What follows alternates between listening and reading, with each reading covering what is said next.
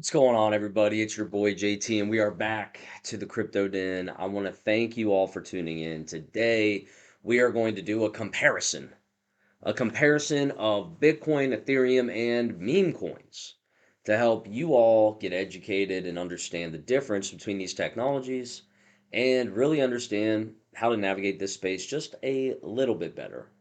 I would say if you can articulate what Bitcoin is, you're a beginner. Like if that's where you start and end, beginner. If you can articulate the difference between Bitcoin and Ethereum, I would call you an intermediate. And then if you know the difference between Ethereum and basically Solana, I would call you advanced. And then Solana versus meme coins, I would call you expert. And the reason is all these technologies dramatically change. But for me, right now, today, we're going to just get you from beginner to intermediate, and advanced at a very, very, very high level. We are building a course to dive deep into these topics, but I'm just going to be brushing over them to help you at least start your research because you should never take anything you find online as gospel until you come to your own conclusions. That includes me. Now, before I get into it, my name is Jake Tullis. I also go by JT, and I run a digital asset hedge fund firm called Bleeding Edge Capital. And we are a research driven firm. I leverage my 10 plus years of software development experience to identify protocols that are most likely to be adopted by developers with the intent that eventually we have some massive application that sells a lot of block space and then my investors make a lot of money, as do I. And that is kind of the goal and ambitions of Bleeding Edge Capital for myself and my capital partners. With that, let's get into it. Bitcoin. Okay. Bitcoin is a dirty old grandma. Okay. I'm not kidding. Bitcoin is literally garbage, and it's actually a feature, not a bug. What I mean by that is, since it can only do 7 transactions per second and it only has a 10-minute block time, meaning every 10 minutes a block is made, which is crazy, and it's proof of work. That means Bitcoin is super slow, doesn't process a lot, and that actually makes its block space super valuable. It makes it valuable because actually it makes me think of an analogy. Okay, when you go deposit a paycheck every 2 weeks, okay, do you take an armored vehicle with guards? No. But if you were buying $10 billion of oil from China, maybe, right? So Bitcoin is like all of its technical deficiencies that have been built over for the past, what, 17 years, makes Bitcoin a slow, secure, the most secure block space. I mean, almost a million computers running it. It's the most secure network, period. And since it's so slow, you don't really want to do small transactions on it. You're going to want to do big transactions on it. And since it doesn't have smart contract functionality, which is the difference, the only difference between Bitcoin and Ethereum, okay? Um, I wouldn't say the only, the largest difference is you don't have smart contracts on Bitcoin. We'll get into that, but that means it's only used to move money. And since it's so slow and expensive, and the if we were buying coffee, let's say, on Bitcoin, you know, it would take months to settle. A billion people, like just impossible. It's kind of like winning the F1 race with a cardboard box. It doesn't really matter how you do it with just cardboard, it's going to tear apart in the wind. Like it's just not going to work. So, um, now the difference between Bitcoin and Ethereum, it's smart contracts. Smart contracts are basically like, I'll do another analogy. Okay. A vending machine is probably the first example of a smart contract. You put your money in, so you fund the contract or you fund the machine. You can see where all the products are. You know the terms. I put in a buck 50, I put in my number and letter, and then I get that product, right? So the computer in that vending machine has all of the terms it needs to execute a function.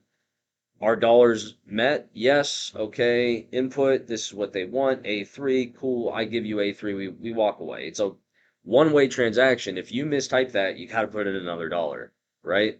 And smart contracts are the same way. But instead of a Diet Coke, you can get a treasury bill. You can get gold. You can get equity in an internet protocol. You can buy data. You can buy compute and storage and all this other stuff, and you don't need an employee. It's like a vending machine, it's automated. Hey everybody, it's JT. Just in case you didn't know, I would love a sub. Almost 97% of you that have viewed our content have not subscribed, and it would mean the world to me if you just hit that sub button, give us a like, and let us know how we're doing. All right, back to the content. So it's automating business processes in exchanging value. Bitcoin can't do that, and it really does change how the internet is going to work. So the difference between Ethereum and Bitcoin is smart contracts. Also performance. Ethereum is a lot faster, 30-second blocks instead of 10 minutes. And with its layer twos, it's getting its TPS or transactions per second closer to 50 instead of 7. So it's still incredibly slow and expensive, but layer twos are making it almost free to use, and they're a lot faster. We have some layer twos getting a few hundred transactions per second. So I'll do the Solana thing. The difference between Ethereum and Solana is they both have smart contracts. So they're, the ability to automate transactions, absolutely there. But Solana has 400 millisecond block times and can do thousands of transactions per second. So this would allow for retail to put in 100 orders inside of a minute and not get front ran and pay all this money and all this other crazy stuff, right? So it's important to know that the way these blockchains are designed directly impacts the kind of businesses that can use these blockchains instead of Google or AWS or Apple or any of them. And you also have to understand you can do things on Ethereum you can't do on Bitcoin, and you can do things on Solana you can't do on Ethereum. Just is. That's just how it is. It's computer science, guys. Now we got meme coins. The casino, the gambling, the degenerates. I hate meme coins. I think they're great for onboarding users, but in general, you'd be surprised to know they are copies of Solana or Ethereum. Shiba Inu is a copy of Ethereum, literally forked the block. Dogecoin is a copy of Bitcoin. And the other million tokens on Pumped Off Fun are all copies of Solana. Literally copy paste, guys.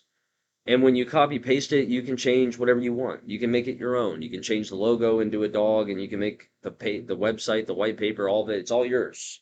It's open sourced, so that means anyone in the world can do anything they want with it. And then some smart guy was like, you know what? What if we just made creating a Solana blockchain automated and let them add some logos and stuff, and we'll just change everything, and boom, they have a new Solana blockchain. And that's what meme coins are.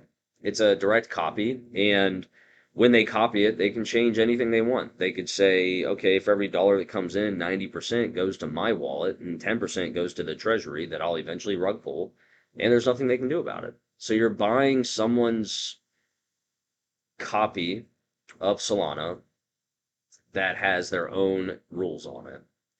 And you're basically just financing their hopes and ambitions and losing the majority of the time.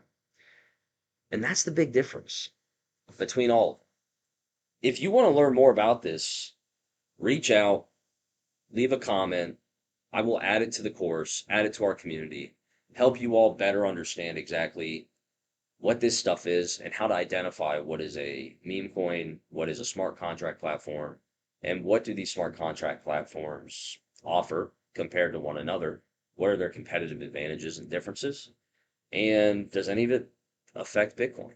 All of those things are things I talk about in the course. So make sure you comment and I'll get you on that wait list. It'll be coming out sometime in Q2. I appreciate you all. Thank you for tuning in.